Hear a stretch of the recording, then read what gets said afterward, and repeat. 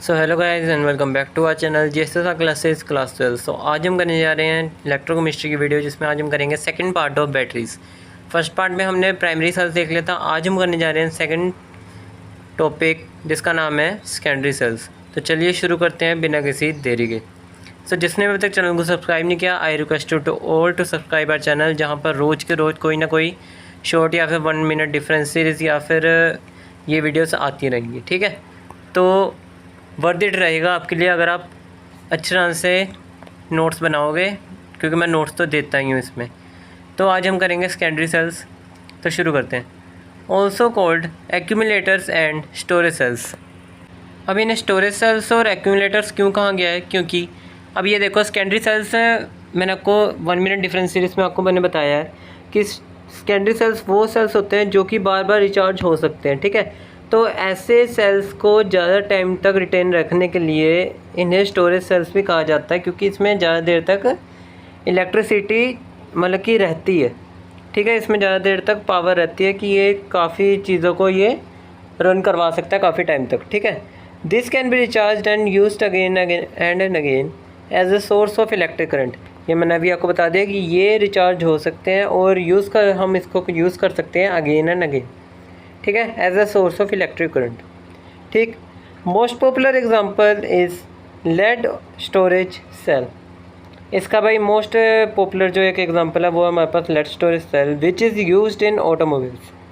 ये हमारे पास किस में यूज़ होता है? लेड स्टोरेज सेल हमारे पास किस में यूज़ होता है? ऑटोमोबाइल्स में हमारे पास यहाँ पे यूज़ होता है। आपने देखा होगा कार्स की बैटरीज देखी होंगी या फिर मोटरसाइकिल स्कूटरीज की बैटरीज देखी होंगी। ठीक है, इसकी आपने बैटरीज देखी होंगी।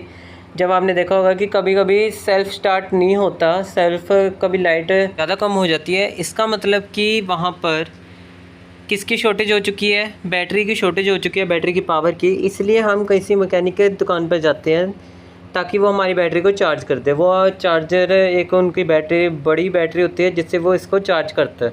ठीक है, अब इसके हम करैक्टरिस्टिक्स और इसके अंदर थोड़ा सा झांक कर देखते हैं कि लेड स्टोरेज सेल हमारे पास आखिरकार होता क्या है। So commonly used battery in automobile से आपको बता दिया मैंने।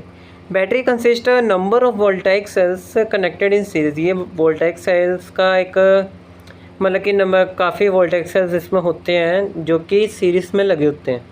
ठीक है, कनेक्टेड इसमें होते हैं, ये सीरीज़ में होते हैं। क्लियर हो गया? डन है? ठीक। सो ये बेसिकली 3 से 6 मतलब कि 3 to 6 सेल्स को जोड़कर ये बना होता है। और ये देखो कि जो 3 से 6 सेल जो हमने जोड़े, जब हम कंबाइन करके जब उनके हम वोल्टेज चेक करेंगे तो सिर्फ 6 से 12 वोल्ट ही हमारे पास उसकी बैटरी बनेगी। ठीक है, वो हमारे पास जनरेट होगी। सो ये देख लो, अब इसके एनोड पर क्या होता है? A grid of lead packed with finely divided spongy lead. ठीक है, मतलब एनोड पर हमारे पास क्या होता है? ग्रिड मतलब कि एक काफ़ी अच्छे खासे मतलब कि एक अमाउंट में लेड होती है जो कि पैक्ड होती हैं किससे? फाइनली डिवाइडेड स्पॉन्जी लेड से। ठीक है, कैथोड पे क्या होता है? Grid of lead packed with PbO2। Lead oxide से लेड डाइऑक्साइड से कैसे एक साथ हमारे पास यहाँ पर होती है वो। ठीक है, कैथोड एनोड का पता चल चुका है। सो क्लियर है। सो इलेक्ट्रोलाइट हमारे पास इसमें क्या होता है? Aqueous solution of sulphuric acid as हमारे पास इसमें इलेक्ट्रोलाइट एक्ट करता है, जो कि 38% ऑफ मास इसमें होता है, हैविंग डेंसिटी ऑफ 1.30 ग्राम पर मिलीलीटर सल्फ्यूरिक एसिड हमारे पास इसमें होता है। ठीक है, डेंसिटी इसकी लर्न रखना। डेंसिटी कभी कभार 1 मार्क्स में पूछी जाती है MCQ में। ठीक है, क्लियर हो गया? सो सल्फ्यूरिक एसिड इसका होता है, डेंसिटी इसमें आपको दे दी गई है 38% ऑफ मास से। ठीक, क्लियर हो गया? डन है यहाँ तक? सो एट एनोड, अब एक एनोड पर और कैथोड की हम रिएक्शंस अलग अलग देखेंगे, फिर इसको एक कंबाइन करके उसकी ओवरऑल रिएक्शन देखेंगे।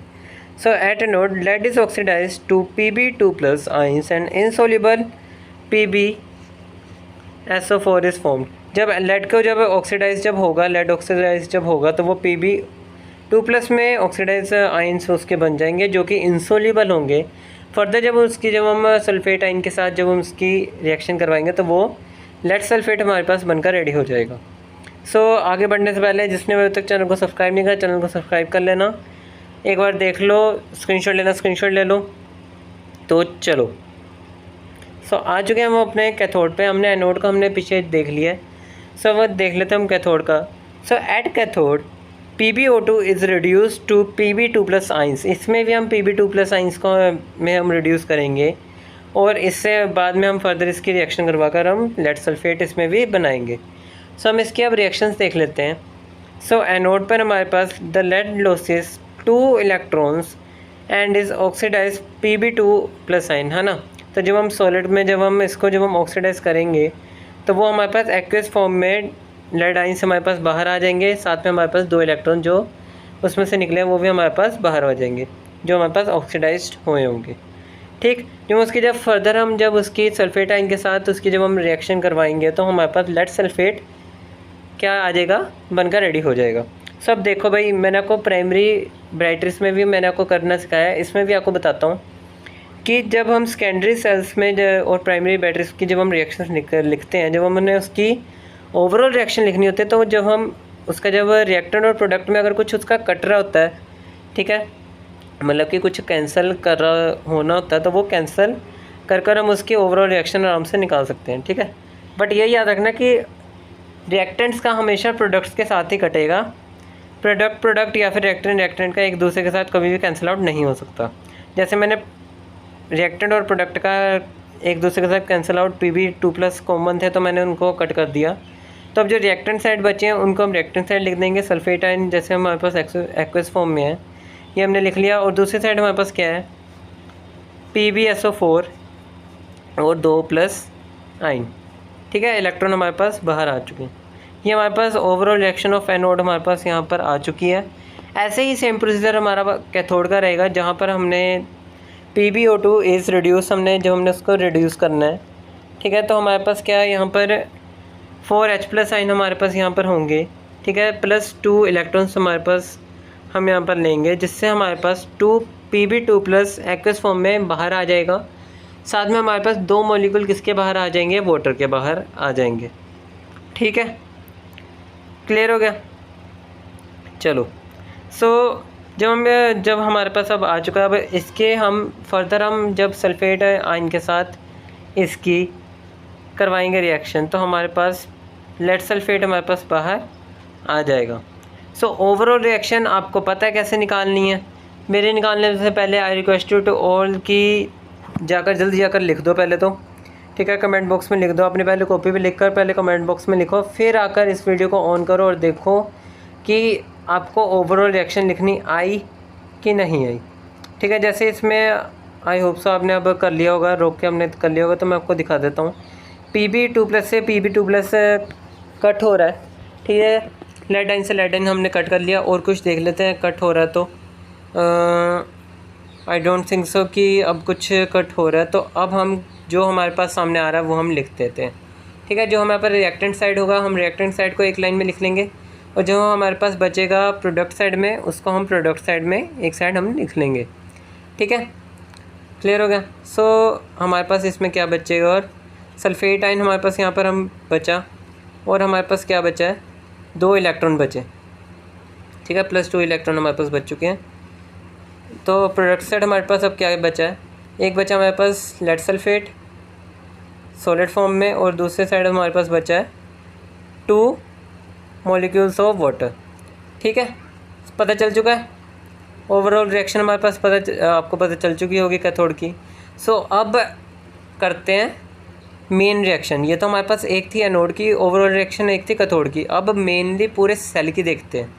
ठीक है, सो एनोड की हमारे पास जो हमने ओवरऑल निकाली थी, और जो कैथोड की जो हमने ओवरऑल निकाली थी उसको हमने अब लिख चुके हम। ठीक है, कंप्लीट इलेक्ट्रोड रिएक्शन अब हम यहाँ पर लिखने जा रहे हैं। सो अब इसको ओवरऑल अब आप दोबारा लिखोगे, उसमें कमेंट बॉक्स में लिखना मत भूलना। ठीक है, पहले कमेंट बॉक्स में लिखो, फिर आकर फिर शुरू से यहाँ पर देखना शुरू कर दो। ठीक है, इलेक्ट्रॉन दोनों में कट रहे थे, इलेक्ट्रॉन काट चुके हम। ठीक है, सो अब हमने क्या करना है, यहाँ पर देखो PbSO4 मतलब कि लेड सल्फेट और लेड सल्फेट भी हमारे पास यहाँ पर कट हो रहे हैं। तो हमने लेड सल्फेट हमने दोनों साइड हमने काट दिए। ठीक है, काटने नहीं है। अब ये जो मैंने ये आपको गलत आपको तब बोला कि आप कंफ्यूज हो जाओ, बट यहाँ पर कंफ्यूज नहीं होना, क्योंकि माना कि सेम है दोनों, बट ये देखो कि दोनों यहाँ पर प्रोडक्ट साइड में तो ये दोनों ऐड ऑन होंगे, ठीक है। अब जैसे देखो 4H+ आइन है और 2 सल्फेट आइन है, तो ये हमारे पास दोनों मिलकर क्या बनेंगे, सल्फ्यूरिक एसिड हमारे पास ये यहाँ पर फॉर्म होंगे, ठीक है। सो 2 हमारे पास यहाँ पर लेड सल्फेट, जैसे मैंने आपको बोला कि यहाँ पर आ जाएगा, और हमारे पास एक्स्ट्रा हमारे पास 2 मॉलिक्यूल्स ऑफ वाटर हमारे पास यहाँ पर फॉर्म हो जाएंगे, ठीक है। क्लियर हो गया। ये किस में है, लिक्विड फॉर्म में, या फिर आप एक्वस फॉर्म में इसको कह सकते हो। ठीक हो गया भाई, क्लियर है। सो एक बार शुरू से देख लो।